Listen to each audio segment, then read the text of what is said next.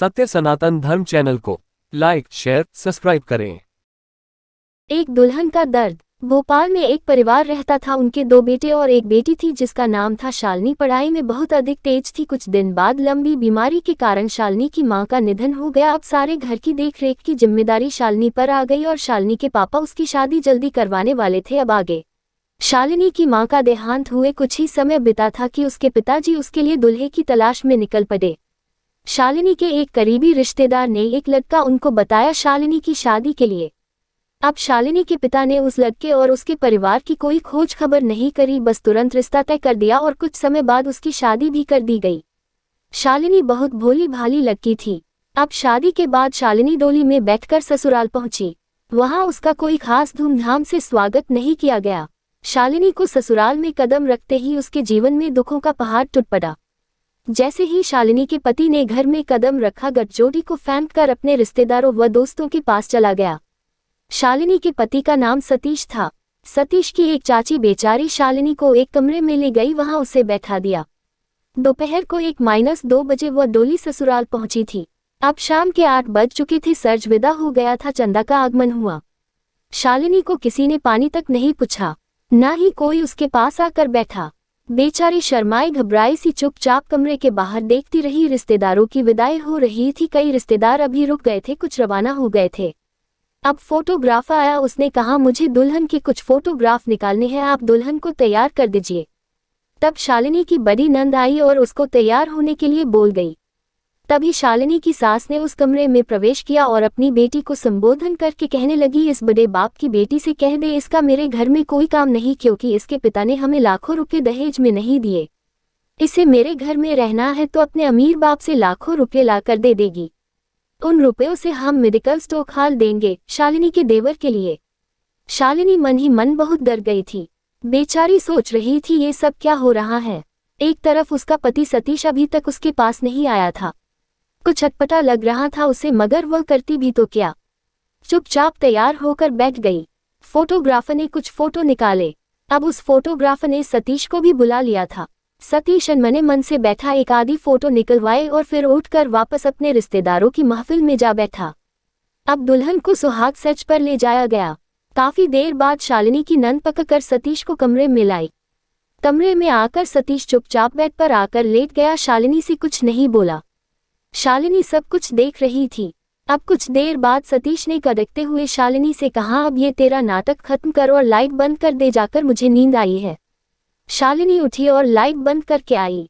अब शालिनी की नींद तो पूरी तरह से उड़ गई थी। ऐसे ही शालिनी लेटी रही। सुबह के 5 बज गए थे। शालिनी ने देखा घर के लोगों की आवाजें आनी शुरू हो गई थी। शालिनी ने सोचा अब वह और लेटी रही तो ससुराल वाले ना जाने क्या सोचेंगे उसके बारे में, इसलिए तुरंत उठ गई। सोचा जल्दी से नहा धोकर तैयार हो जाओ। शालिनी तैयार होकर बैठी थी। सब लोग भी तैयार हो गए थे।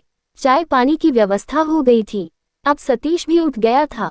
आस पड़ोस की महिलाएं बहू को देखने आई। शालिनी को वहां ले जाया गया जहां सब महिलाएं बैठी थी। सबने बहू को देखा और कहने लगी, बहू तो बहुत सुंदर है। सब सतीश को बधाई देने लगे, अरे बेटा तुम बहू तो बहुत ही सुंदर लाए हो। शाम के समय डॉस में ही सतीश के एक दोस्त की शादी थी, वहां का निमंत्रण आया हुआ था। शालिनी की सतीश की मां तैयार हो रही थी शादी में जाने के लिए। तब डॉस की महिलाएं कहने लगी, बहन जी आज तो सतीश और शालिनी को भेजो, शादी में नया जोड़ा है, इनको भेजना उचित रहेगा। सतीश को समझाकर भेजा सतीश और शालिनी को शादी में।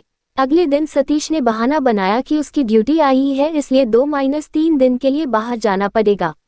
अब शालिनी ने चुप्पी तोड़ी और बोली, अभी तो हमारी शादी हुई है और आप जा रहे हो, मेरा मन कैसे लगेगा। तब सतीश बोला, क्या इतने साल मेरे साथ ही बंदी बैठी थी, नाटक बंद कर चुपचाप अपने काम से काम रख, मेरे किसी भी काम में अपनी टांग मत अडाना वरना तेरे बाप के घर भेज दूंगा। -3 दिन बाद सतीश आया। रात के 10 बजे थे। वह शालिनी के पास नहीं आया और अपनी बहनों जीजों से बातें करके बाहर वाले कमरे में ही सो गया। इधर शालिनी को सतीश की आवाज सुनाई दी तो सोचने लगी अभी सतीश कमरे में आएगा, मगर नहीं आया।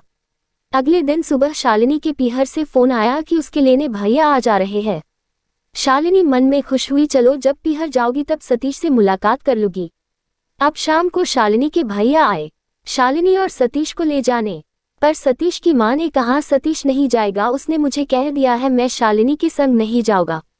अब शालिनी के भैया ने सतीश से बात करी कि शादी के बाद दुल्हा और दुल्हन को संग जोड़े से ही जाना होता है। ऐसे में अकेली शालिनी को कैसे ले जाओ, घर में सबकी डांट पड़ेगी। बहुत समझाने पर सतीश तैयार हुआ जाने को, मगर सतीश के माता पिता को अच्छा नहीं लगा सतीश का जाना।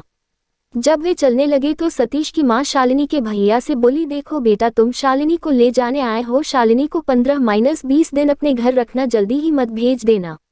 सतीश को कहा, तू कल ही वापस आ जाना। जब शालिनी सतीश भैया के संग घर पहुंचे तब शालिनी के परिवार के सब लोगों ने बहुत खुशी से सतीश का स्वागत किया। खूब खातिरदारी हुई। सतीश की ससुराल में उन्हें शहर के फेमस स्थलों पर घुमाने ले गए।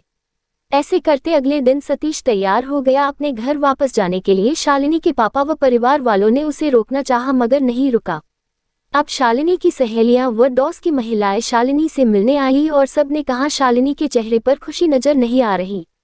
शादी के बाद तो सब लड़कियां बहुत चहकने लगती है, मगर शालिनी बुझी बुझी सी दिख रही है।